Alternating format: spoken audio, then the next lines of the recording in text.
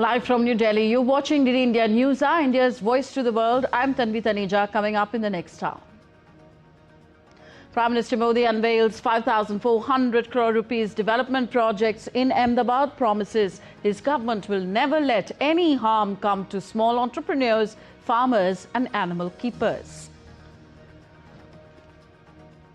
India-Fiji pledge joint efforts for a peaceful Indo-Pacific. 7 MOUs in key sectors signed. New Delhi to set up a 100-bedded super specialty hospital in Suva. Government e-marketplace crosses historic 15 lakh crore rupee GMV milestone. The achievement underlines trust and confidence across buyers and sellers. Ukrainian President Volodymyr Zelensky seeks to secure at least $1 billion monthly aid from allies to purchase US weapons. Wind and rain lash central Vietnam as powerful typhoon Kajiki makes landfall. 30,000 people evacuated from coastal areas.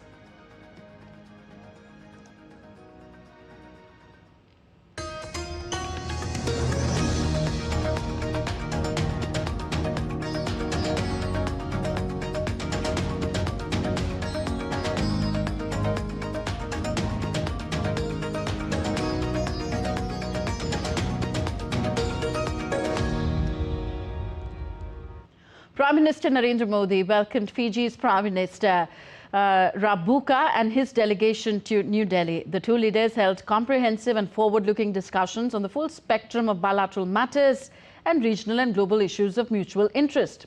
Both leaders expressed their intent to collaborate on strengthening regional maritime security, contributing to peace and stability in the Indo-Pacific region.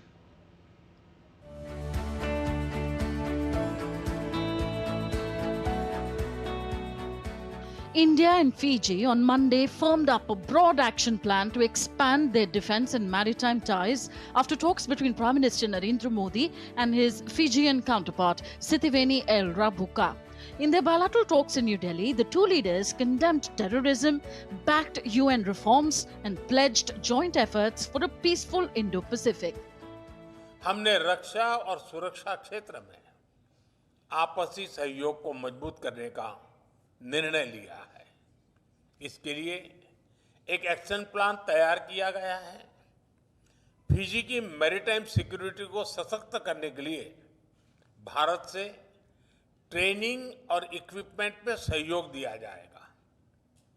Cyber security और data protection के क्षेत्रों में हम अपने अनुभव साझा करने के लिए तैयार हैं।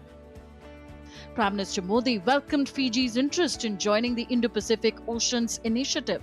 Prime Minister Modi complimented PM Rabuka's leadership in championing the concept of Ocean of Peace in the Pacific region. Pacific island देशों से सहयोग में हम फिजी को एक हब के रूप में देखते हैं। हम दोनों फ्री, ओपन, इंक्लूसिव, सुरक्षित और समृद्ध इंडो पैसिफिक का समर्थन करते हैं। प्रधानमंत्री जी की ओशंस ऑफ पीस एक बहुत ही सकारात्मक सोच है। भारत के इंडो पैसिफिक ओशन इनिशिएटिव से जुड़ने के लिए हम फिजी का स्वागत करते हैं। It is Fiji Prime Minister Rabuka's first visit to India in his capacity as the Prime Minister of the South Pacific nation. PM Rabuka appreciated Prime Minister Modi's leadership in eradication of poverty.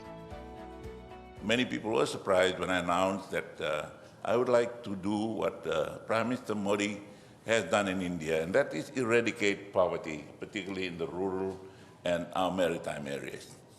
And first of all, it has to be eradicated from the minds of the people who have believed for so long that they are poor.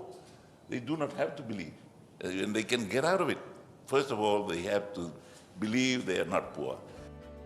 Overall, the two sides inked 7 pacts to broad-based cooperation in sectors including health and medical services, migration and mobility, capacity building, and on big impact projects. हमने तय किया कि सुवा में 100 bed super speciality अस्पताल बनाया जाएगा। Dialysis units और सी एम्बुलेंस भेजी जाएगी और जन औषधि केंद्र खोले जाएंगे। हम चाहते हैं कि सपनों की दौड़ में किसी के कदम रुके नहीं, इसलिए फिजी में जयपुर फूड कैंप भी लगाया जाएगा।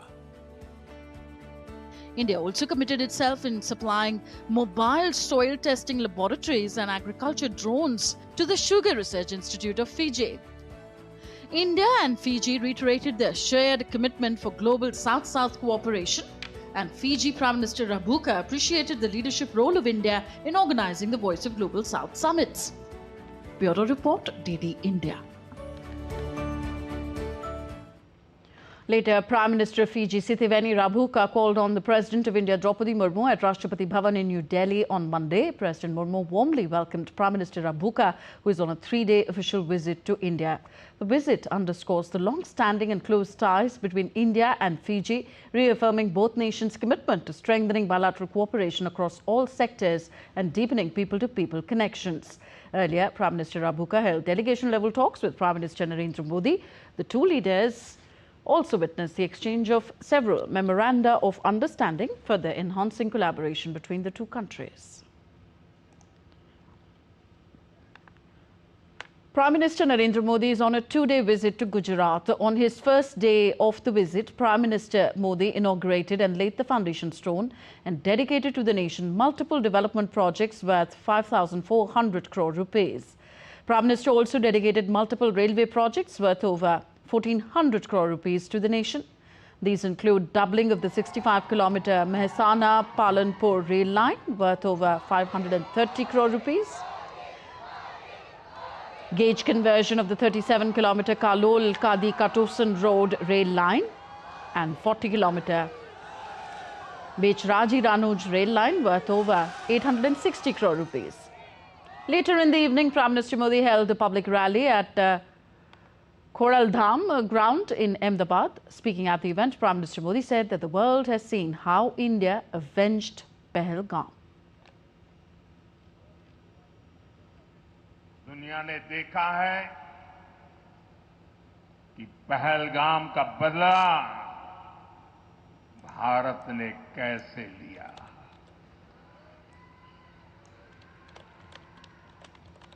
22 મિનિટ માં બધું સફા ચટ કરી નાખ્યું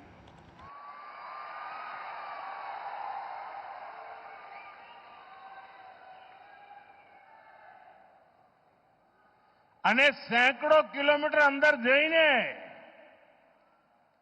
નક્કી કરેલા નિશાન પર જ વાર કરીને આતંકવાદની નાભી પર હુમલો કર્યો આપણે।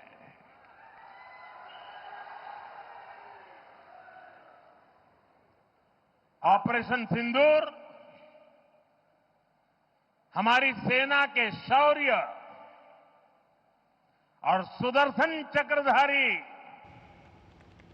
मोहन के भारत की इच्छा शक्ति का प्रतीक बन गया है। The Indian Prime Minister added that everyone is busy doing politics based on economic interests, but his government will never let any harm come to the small entrepreneurs, farmers or animal keepers. आप सभी आज दुनिया में आर्थिक स्वार्थ वाली राजनीति सबको अपना करने में लगा है, उसे हम भली भांति देख रहे हैं। मैं अहमदाबाद की धरती से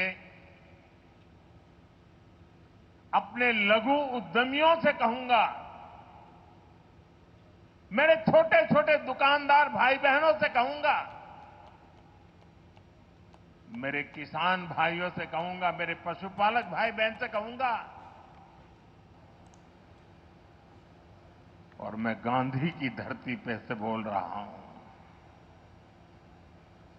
मेरे देश के लघु उद्यमी हो, किसान हो, पशुपालक हो, हर किसी के लिए मैं आपको बार बार वादा करता हूं, मोदी के लिए आपके हित सर्वोपरि है।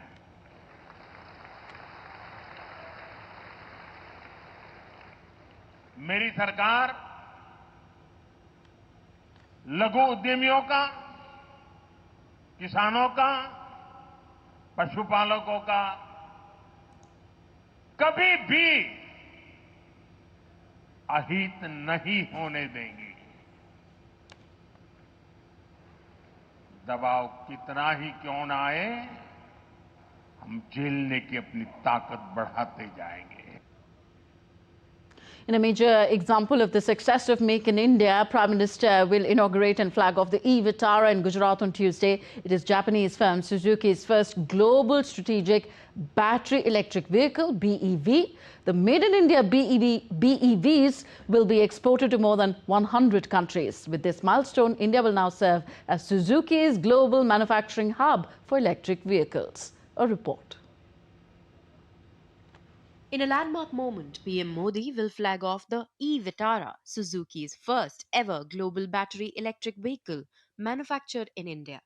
This is a significant breakthrough as these Made in India BEVs will be exported to over 100 countries, including advanced markets like Europe and Japan. The company aims to cater both domestic and international markets from Gujarat. This significant milestone is the result of a seeding that took place in the year 2011 when Prime Minister Modi, as the Chief Minister of Gujarat, invited Suzuki, and Suzuki established a car plant here in Hansalpur. This is the first global manufacturing for Suzuki for BEVs, and it will be shipped to about more than 100 countries of the world, including advanced countries like in Europe or Japan. The economic cooperation extends to far beyond just industrial infrastructure. It's also about social infrastructure. The state of Gujarat has a natural advantage for exports because of its proximity to the ports, and it has some of the high quality ports with this infrastructure helping us for exports to many countries of the world. The partnership between Gujarat and Suzuki continues to be a story of progress and prosperity. The Hansalpur region has emerged as a major hub for automotive growth, fueling not just industry but also social development. PM Modi will also inaugurate next phase of India's battery ecosystem by the start of local production by hybrid battery electrodes at the TDS lithium-ion battery plant in Gujarat.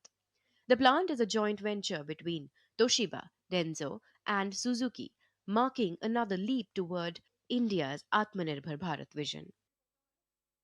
From electric cars to advanced battery solutions, these two milestones symbolize India's growing leadership in sustainable mobility and clean energy innovation. Meghna Dev's report for DD India. The government e-marketplace, GEM, has achieved a historic milestone of 15 lakh crore rupees in cumulative gross merchandise value, GMV, since its launch in 2016. The Commerce and Industry Ministry highlighted this as a reflection of growing trust among buyers and sellers. GEM has become a key digital platform empowering micro and small enterprises, MSEs, startups, women-led businesses, SC and ST enterprises and self-help groups. CEO Mihir Kumar credited the success to the stakeholders who have revolutionized public procurement in India. By streamlining processes and reducing entry barriers, GEM has expanded access to government procurement and fostered inclusive entrepreneurship. RBI Governor Sanjay Malhotra highlighted India's robust macroeconomic fundamentals and strong post-pandemic recovery at the FIBAC conference in Mumbai. The governor noted the economy's impressive growth, contained inflation and a healthy external sector with sufficient foreign exchange reserves. Malhotra emphasized the importance of balancing regulation with growth to navigate the global economic environment effectively. Here's more. The Reserve Bank of India Governor Sanjay Malhotra on Monday underscored that financial stability and price stability are vital for sustaining economic growth, as he urged banks and corporates to join hands in driving fresh investments and reigniting the nation's entrepreneurial spirit. Addressing FIBAC 2025, organized jointly by FICCI and IBA in Mumbai, the governor, while speaking on India's macroeconomic conditions, said that India is currently at a critical juncture where we navigate the choppy global economic environment. We are now at a critical juncture, as noted by some of my earlier speakers, as we navigate the choppy global economic environment characterized by heightened trade uncertainty and persisting geopolitical tensions. We need to push the frontiers of growth.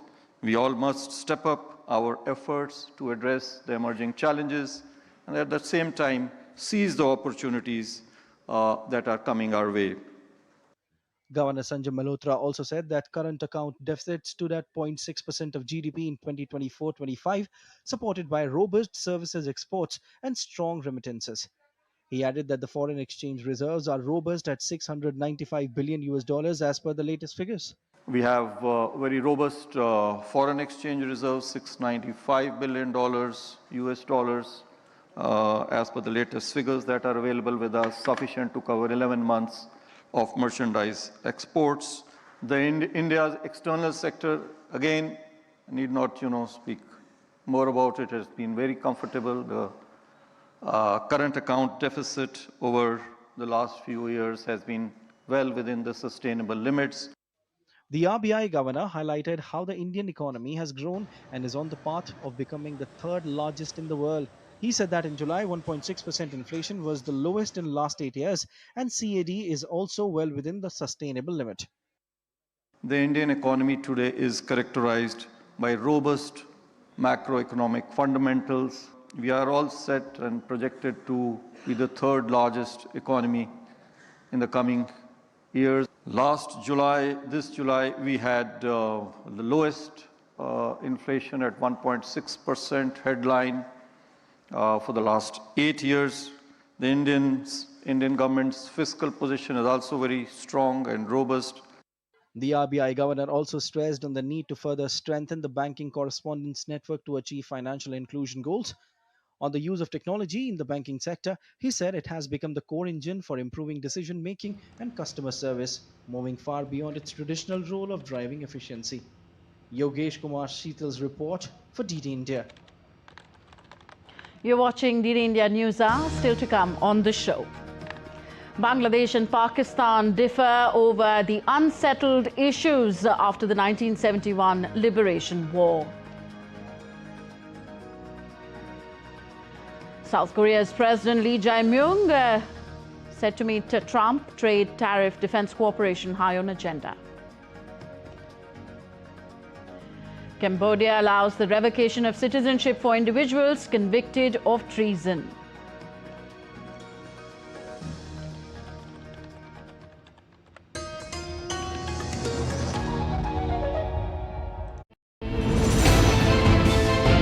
Geopolitics and trade deals. Economic challenges amid development.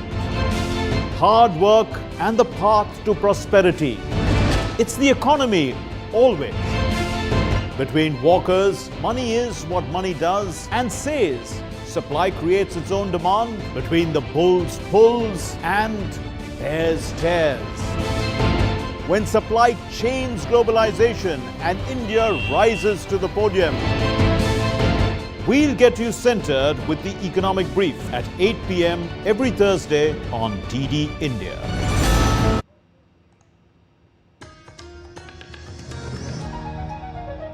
Welcome back. You're watching DD India News Hour. I am Tanvi Taneja. France's Prime Minister Francois Bayrou said on Monday he will call for a confidence vote on September 8th as he seeks to mobilize support for his unpopular government's budget, threatening more political uncertainty in the country. Bayrou, speaking during a news conference ahead of what is likely to be a politically turbulent autumn, has proposed cutting more than 40 billion euros in spending, to the dismay of both the left and right opposition parties. Just hours before his first summit with South Korea's new president Lee Jae-myung, US President Donald Trump sparked controversy by posting online that there seems like a purge or revolution in South Korea, casting a shadow over the high-stakes meeting. The remarks, echoing far-right conspiracy claims in South Korea, come amid tense US-Korea negotiations on trade, defense spending and military cooperation. Lee, elected after the impeachment of his predecessor, seeks to strengthen US ties while balancing relations with China. Despite last-minute agreements to avoid steep US tariffs, issues like US troop deployment and increased defense costs remain contentious. Lee is also pushing for a phased approach to North Korea's denuclearization while signaling a desire to normalize ties with China.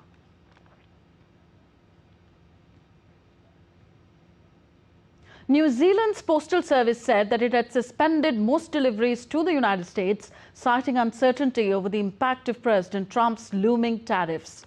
New Zealand Post, in a statement on its website, said that only limited letters and important documents such as passports or legal letters would be delivered to the United States. The department said it was working quickly to make changes to its service and that it hoped to resume deliveries as soon as possible. The move follows similar steps taken by postal services and mail carriers in India, Germany, France, Belgium, Austria and Denmark after the Trump administration said that as of August 29th, it would abolish a tax exemption on small packages entering the United States. On to the Russia-Ukraine conflict now. Ukrainian President Volodymyr Zelensky said that Ukraine aims to secure at least $1 billion monthly from allies to buy US weapons for its war with Russia. He made the statement during a joint briefing in Kiev with Norwegian Prime Minister Jonas Gahr Store, who also expressed Norway's strong support for Ukraine's air defense and maritime security system.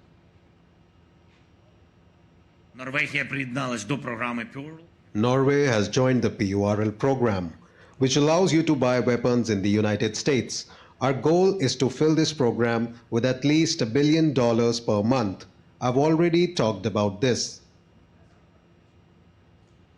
The Norwegian government has proposed maintaining its aid to Ukraine at $8.4 billion for 2026, the same as this year.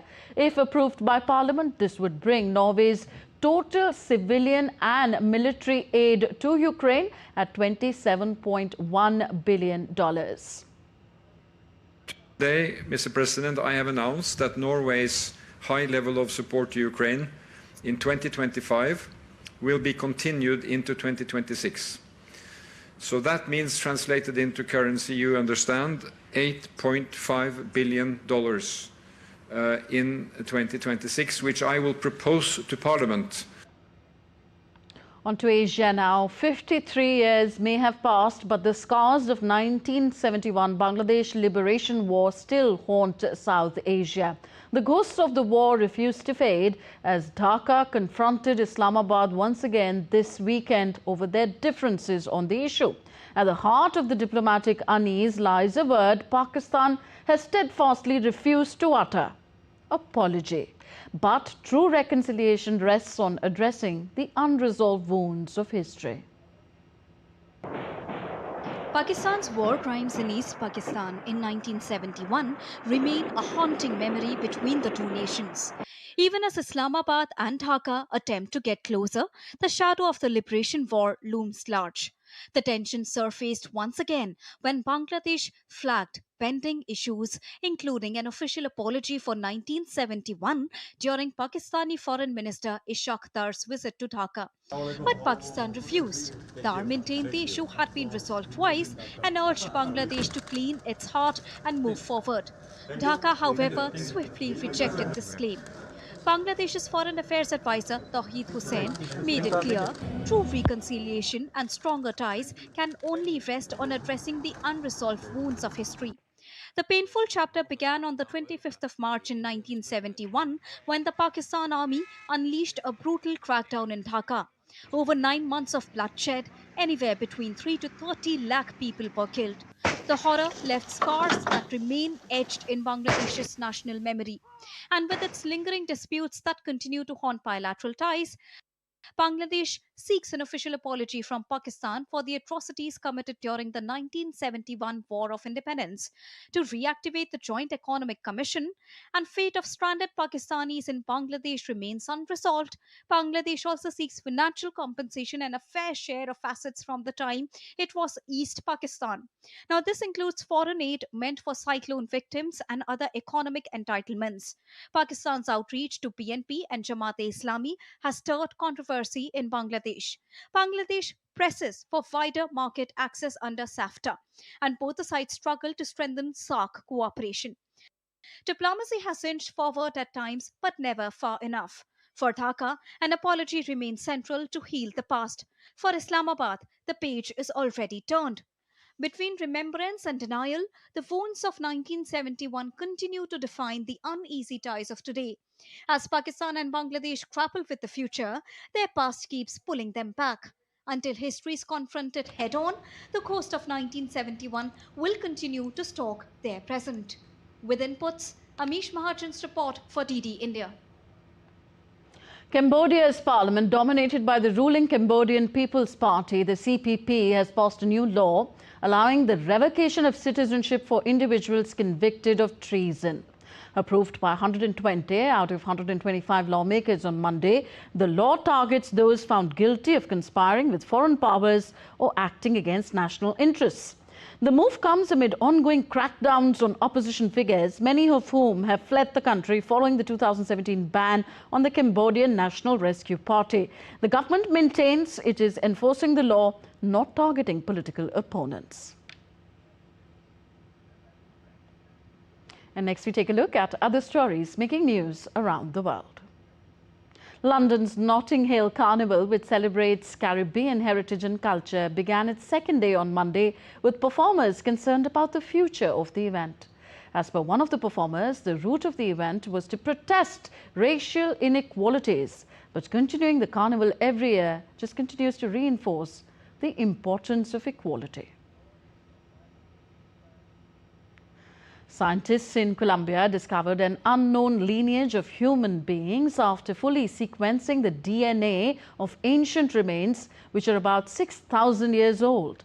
The group is called Shekwa, after the area in Nemocon municipality where they were excavated in 1992. The discovery included partial remains from about 30 people. A time-lapse footage showed the Milky Way passing over Syria's ancient ruins of Palmyra.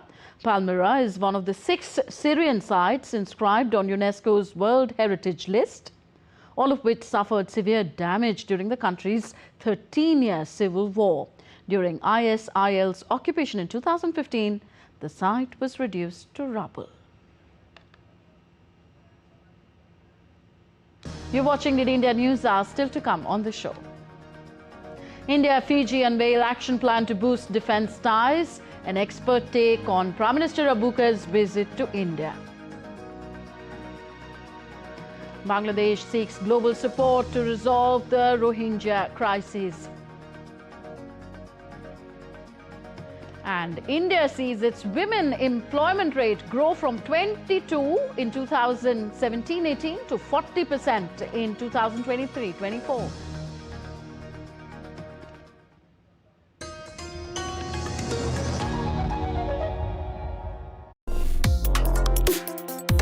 Complex issues, hidden agendas, twists and turns, strategic games. We think all dots are linked. We just need to connect them. Join me every week as I connect the dots to unravel hidden designs in statecraft, mysteries, and decode issues that matter to you. Watch Connecting the Dots with me at these times on DD India.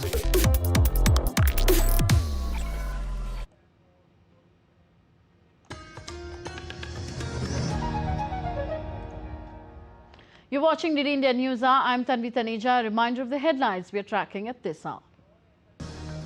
Prime Minister Modi unveils 5,400 crore rupees development projects in Ahmedabad.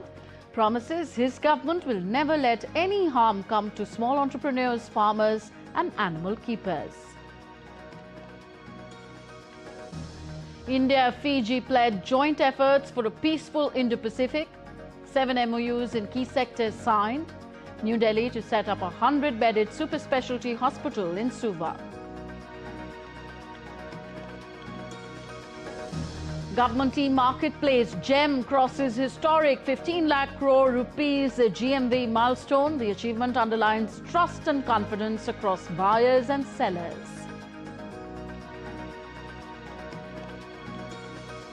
Ukrainian President Zelensky seeks to secure at least $1 billion monthly aid from allies to purchase US weapons. And wind, rain lash central Vietnam as powerful typhoon Kajiki makes landfall.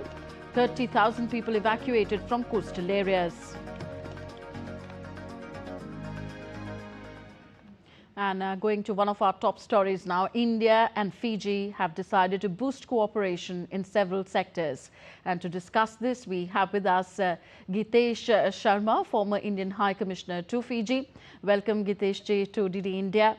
Following the meeting between Prime Minister Narendra Modi and Fiji Prime Minister Sitiveni Rabuka, the two countries have decided to strengthen mutual cooperation in defence and security sectors.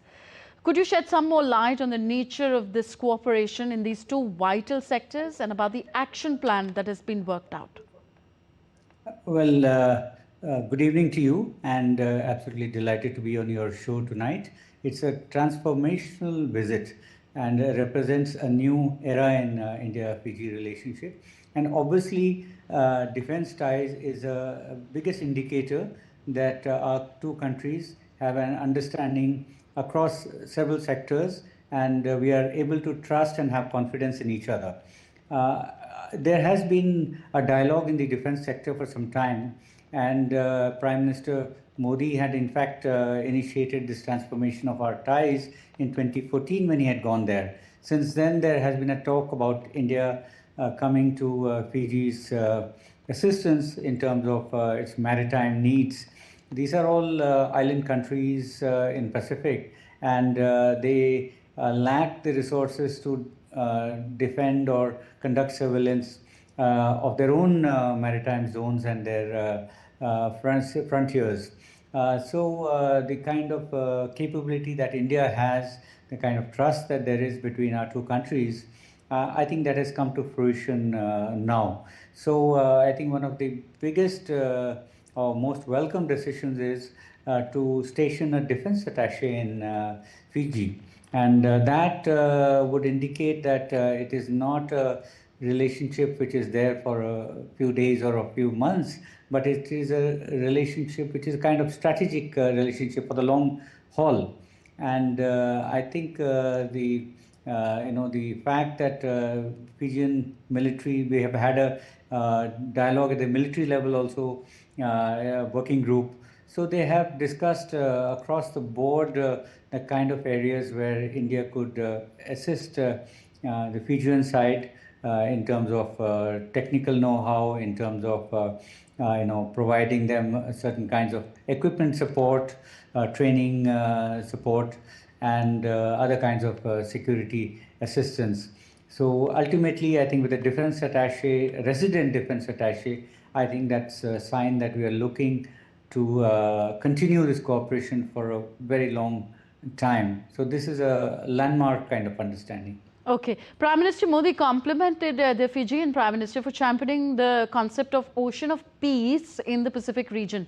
Could you explain the strategic significance of this ocean of peace description, as also the importance of the two leaders reaffirming their commitment to supporting an open, inclusive, prosperous Indo-Pacific? I think if you look at the geopolitical situation, South Pacific, while it looks distant and comprises of very small, tiny islands, but in the recent period there has been a considerable, kind of activity, intense activity, and so some of the bigger players have also got involved. If I can be very candid, there were reports that China was looking to set up a naval base in Vanuatu. There have been, talk about other countries. The issue of Taiwan also. Some of these countries have a relationship with Taiwan. Australia, New Zealand also. They are very important players. America, reopened its embassy in Solomon Islands. Seeing that Solomon Islands had signed a security deal with China. So there's a lot of intense activity going on in the South Pacific. So naturally, the countries of the South Pacific themselves, they are not comfortable with this kind of attention or spotlight on them, and with the kind of competition that is enveloping the region. So they share a similar kind of approach that India has, that the seas should be open for trade, commerce, and essentially the principle of sovereignty that should also be respected. So I think it all adds up to the kind of approaches that India has taken towards the Indo-Pacific and in general to the usage of the maritime resources. So it has this kind of concern that the Pacific Island and Fiji have raised. So they find it encouraging that India is on their side. Okay, pacts were inked today between both the sides on capacity building and quick impact projects. Could you amplify on these MOUs and what they entail, and also tell us about the substantial potential for trade and investment between the two countries? Let's be realistic. Fiji itself has a relatively small population base. It's less than 1 million. There is, Fiji has great sentimental value for India. Mahatma Gandhi, after all, had dispatched two, Manilal Doctor and C.F. Andrews to Fiji, and one of the most remote of Indian communities. So that is one significance. But in terms of population, let's be realistic. There is a great deal of interest in medical care, and particularly, they're comfortable. Most of the Pacific Islands are comfortable with accessing Indian medical care. Even under normal situations, many of the referrals in Fijian, administrative system or government system is India. So even while Australia and New Zealand are close by, I mean, they're comfortable with us, cost-wise also, even if they pay a higher cost to travel to India, but the medical care is something that they can relate to.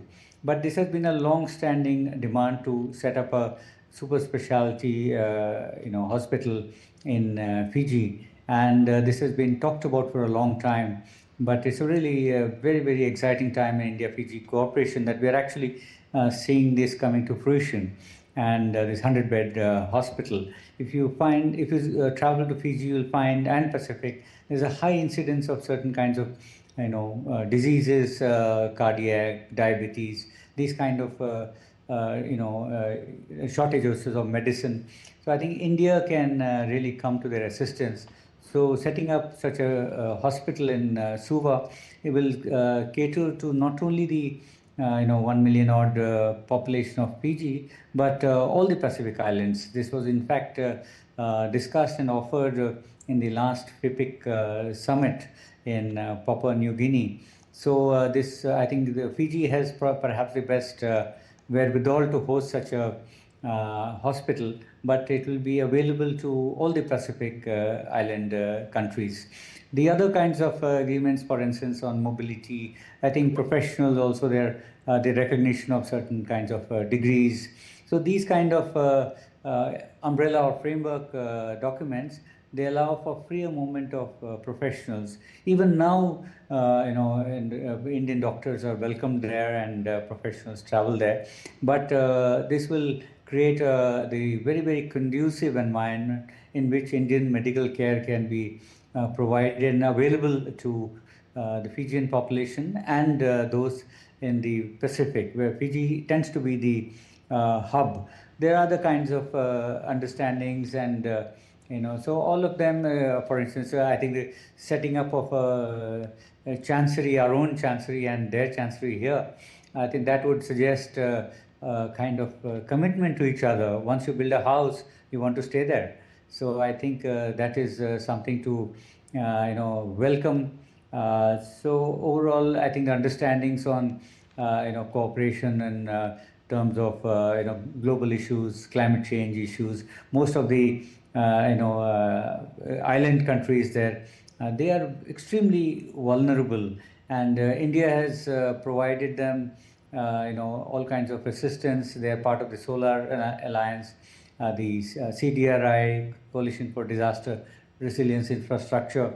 So India is the one of the first responders, even though it appears some distance from India. And India did the COVID also, if you recall, Yes. that when every country held on to its stocks, I think it was a wonderful kind of gesture by India, and it was widely welcomed in the Pacific that India actually supplied. That's why PM Rabuka said that he appreciates India's leadership in voicing and amplifying the Global South members' voice. We leave it here. Thank you very much, Gitesh Sharma ji, for being with us on DD India News.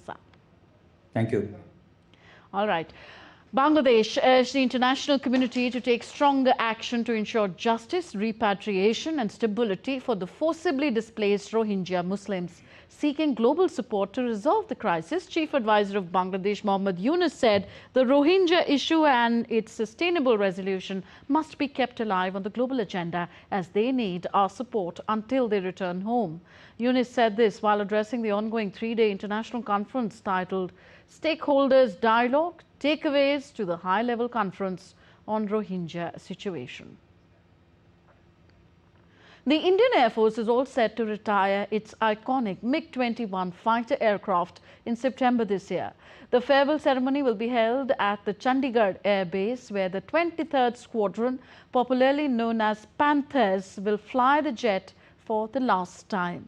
Accompanied by Indian Air Force Chief A.P. Singh, DD India's Vishal Barrister travelled to the Nal Air Base near the Pakistan border to bring you this exclusive report.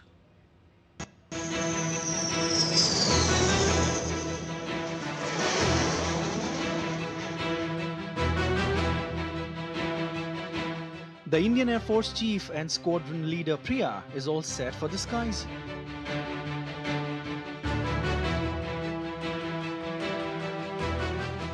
Air Chief Marshal Amarpreet Singh closely inspecting the aircraft before sitting in the cockpit. Now the roaring MiG is on the runway, eager to scare the enemy across the border.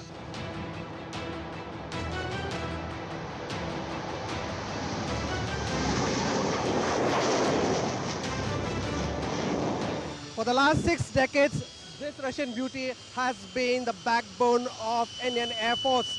It has skills that goes up to F-16 from Pakistan. And now it's the time to say goodbye to MiG-21. It will be replaced by our own Tejas. The phasing out of the MiG-21 fleet is part of the Indian Air Force's self-reliance and modernization plans. It will be replaced by the indigenously developed Tejas Mark 1A fighter aircraft. I think it is going to be one aircraft which is going to be missed by people who have flown it earlier. But yes, everything has time and place. Now we have to move on because this technology is old. It's very difficult to maintain this technology now. So we've decided to now call it a day for this aircraft and move on to the new platforms like the Tejas, Tejas Mark II, Rafales have come in, Su-30s are already operating. So these platforms will take this place. The departure of MiG-21 is the end of an era for the Indian Air Force. Since its induction in 1963, the MiG-21 has served India for more than 6 decades. This is MiG-21, the first supersonic fighter jet of Indian Air Force. Soon it's going to be history. So let's talk about its glorious past, and I have with me Wing Commander Jaideep Singh, who himself has flown this beautiful fighter jet. How's the feeling, because soon it would be history? The MiG-21, although a high-speed supersonic, it was designed for shooting down the B-52 bomber at high altitudes. In fact, the pilots wore a pressure suit when it was initially inducted. But the Indian Air Force utilized the MiG-21s in all the roles, including ground attack roles. This aircraft has been an important weapon for the Indian Air Force. This fighter aircraft has given a tough time to the enemy in all major wars, including the 1965 and 1971 wars with Pakistan, the 1999 Kargil War, and the 2019 Balakot airstrikes. Not only this, MiG-21 was also deployed on the operational duties during Operation Sindoor against Pakistan. Vishal Baristo's exclusive report for DT India. And next we take a look at what else is making news in India. The Indian Navy is set to commission multi-mission stealth frigates, namely Udaygiri and Himgiri, at Naval Base Visakhapatnam on 26th of August. Udaygiri and Himgiri are follow-on ships of Project 17 class frigates, which incorporate significant improvements in design, stealth, weapon and sensor systems.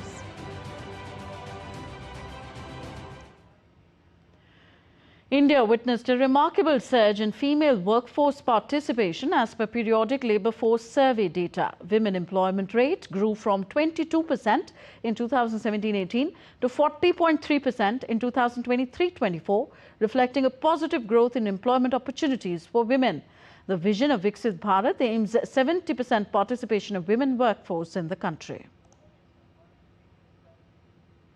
The Pension Fund Regulatory and Development Authority of India organized the annual felicitation ceremony of the best performing banks and financial institutions in the Atal Pension Yojana scheme. The event was organized in New Delhi and was attended by Joint Secretary, Ministry of Finance, Prashant Kumar Goyal, and the chairperson of the Pension Fund Regulatory and Development Authority. Still to come on DD India News Hour. Indian government to celebrate National Sports Day as a mass movement from 29th to 31st of August. India's Sports Minister Mansukh Mandavia unveils trophy of the Hockey Asia Cup in New Delhi.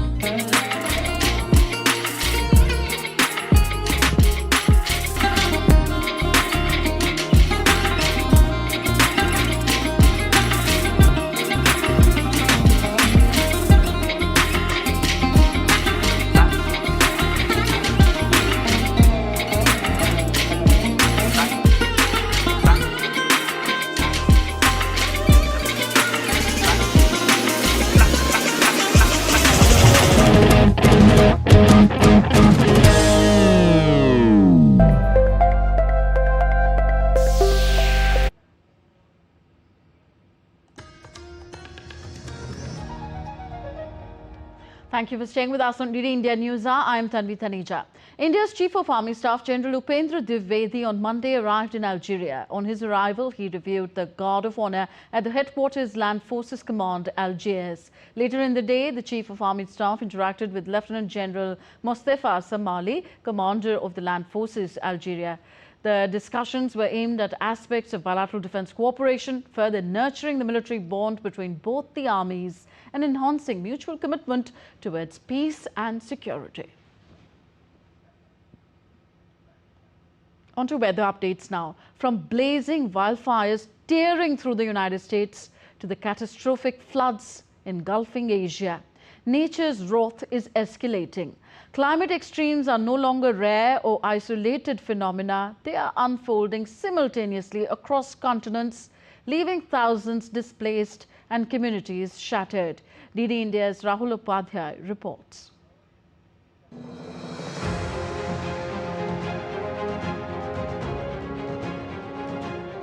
Wildfires and floods are becoming more frequent and ferocious worldwide. A thick orange haze blanketed California's Napa County as the picket fire tore through the region's iconic wine country. Firefighters battled relentlessly to contain the blaze, which has scorched over 6,800 acres, with containment efforts reaching just 11%. Meanwhile, in Oregon, wildfires are sweeping across residential zones. The county sheriff's office released dramatic images on social media showing the scale of destruction. Nearly 4,000 homes are under evacuation notices, with another 1,000 facing immediate evacuation orders as flames edge dangerously close to populated areas. Floodwaters surged through the Al Haswa suburb of Aden, Yemen, over the weekend in what is being described as the worst natural disaster the area has seen in years. Torrential rains caused the valley to overflow, submerging homes, vehicles, and isolating entire neighborhoods. There are those whose homes were completely destroyed and others whose homes were partially destroyed. The least affected are those who only experienced water entering their homes, rising to no less than half a meter. No one was able to save any belongings, neither the valuable nor the cheap ones. No one was able to save anything. Elsewhere in Asia Pacific, Typhoon Kajiki churned towards Vietnam's central coast on Monday, unleashing powerful winds and torrential rains. Streets were flooded and rooftops torn apart as the storm intensified. In response, Vietnam has shut down airports, closed schools, and initiated mass evacuations. Government officials report that approximately 30,000 people have been relocated from coastal areas in anticipation of the storm's full impact. It's terrifying. The storm has not arrived yet, but when I looked down from the higher floor, I could see waves as tall as 2 meters, and the water has flooded the road around us. This is terrible, given that the storm is still 6 hours away.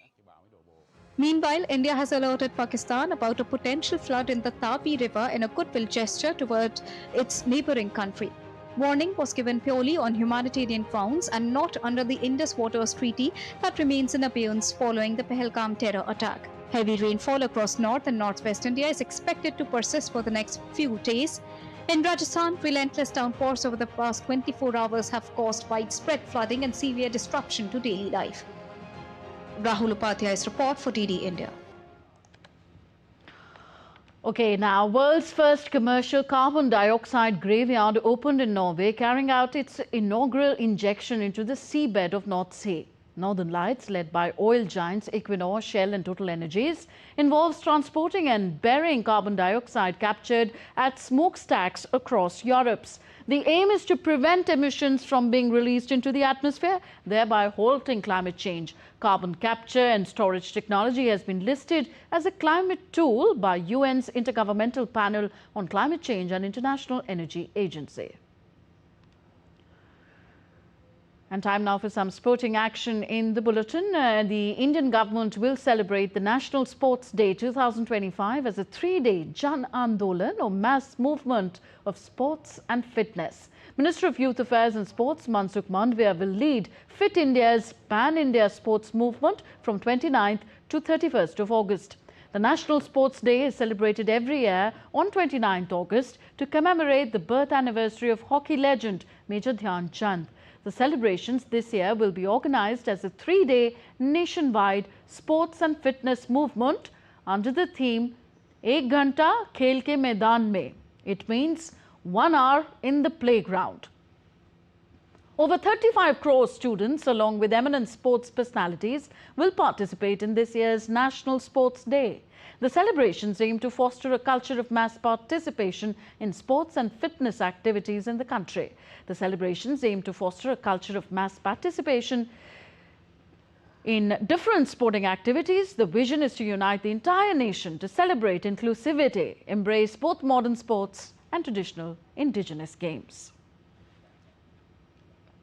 Sports Minister Mansukh Mandaviya urged people to dedicate 1 hour to sporting activities. He posted on social media platform X, and I quote him here, taking inspiration from Prime Minister Narendra Modi ji's inspiring words, "Jo khelte hain, wo khilte hain," meaning those who play bloom. On the occasion of National Sports Day 2025, a special 3-day celebration from 29th to 31st of August will be organized across the nation. I call upon every citizen to dedicate 1 ghanta khel ke maidan mein, that is to spend 1 hour in the playground on 29th of August and be part of this mass movement. India's Ministry of Youth Affairs and Sports has invited nominations for the National Youth Award 2024. The award aims to motivate young persons to achieve excellence in the field of national development or social service and to give recognition to the outstanding work done by voluntary organization. The award is given in 2 categories, individual and organization category. Nominations must be submitted online by 30th of September this year through the awards portal, that is awards.gov.in. Further, Mansukh Mandaviya unveiled the trophy of the Hockey Asia Cup in New Delhi on Monday. On this occasion, 3-time Olympic medalist Harbinder Singh, 1972 Olympics bronze medalist Ashok Dhyanchand, 1980 Moscow Olympics gold medalist Zafar Iqbal and other dignitaries were present. The tournament will take place from 29th August to 7th September in eastern Rajgir town. India, Japan, China, Kazakhstan, Malaysia, South Korea, Bangladesh and Chinese Taipei will compete for glory.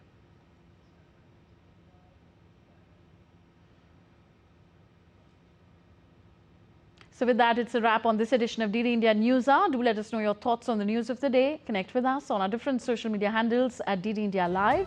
And you can also download our DD India mobile app for quick news and updates on the go. We'll be back with more news as it breaks here on DD India. I'm Tanvi Taneja. From all of us here in New Delhi, thank you for watching. Namaskar.